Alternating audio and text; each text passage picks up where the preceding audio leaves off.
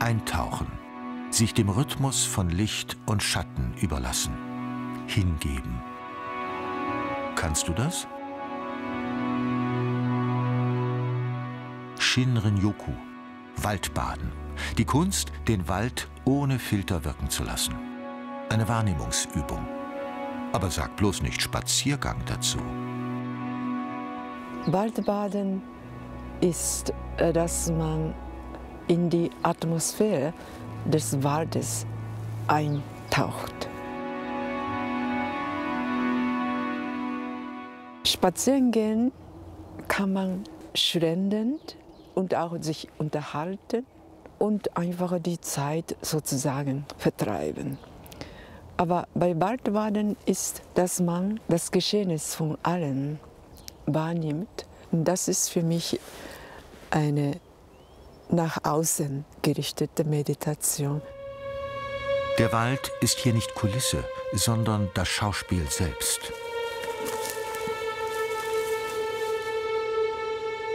Miki Sakamoto ist Dichterin, aufgewachsen in der japanischen Großstadt Kagoshima. 1974 kam sie nach München zum Kulturanthropologiestudium. Erst hier in Bayern hat sie den Wald entdeckt. Ich schaue den Wald als lebendiges Gegenüber und ich spüre auch, dass ich atme und auch der Wald atmet. Shinrin-yoku ist keine jahrtausendalte Kulturtechnik, sondern wurde 1982 in Japan erfunden. Wissenschaftler ließen sich von den Kneipkuren in Bad Wörishofen inspirieren. Dazu intensive Forschung über die Phytonzide genannten Wirkstoffe, die von den Bäumen abgegeben werden und gesund sein sollen. Wald als Therapie gegen seelisches Husten. Die Deutschen und ihr Wald, eine Geschichte künstlicher Mythen. Ein Land bedeckt von schrecklichen Wäldern und Sümpfen, so fantasierte Tacitus über Germanien. Im 19. Jahrhundert verfestigte sich die Vorstellung der Deutschen als Waldvolk. Erfindung und Wunschbild der Romantiker. Bäume gab es nicht viel. Eine Propagandatapete. Als ich in Japan war, habe ich im deutschen Lehrbuch gelesen, dass die Deutschen vorbildlich Wald lieben.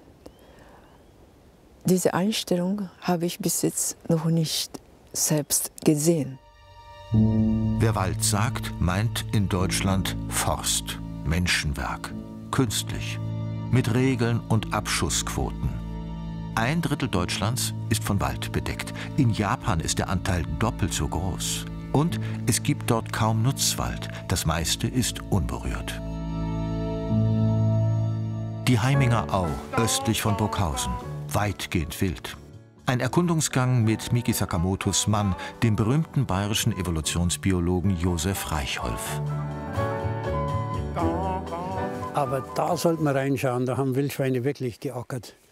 Ja, die kriegen jetzt auch junge Sauen, die suchen jetzt nach geeigneten Stellen. Da ist übrigens ein Kothaufen, siehst du da? Kein Shinrin-yoku, aber auch mal schön. Das ist ganz frisch, die haben das wahrscheinlich in der letzten Nacht gemacht. Nicht abschalten, sondern sich anschalten.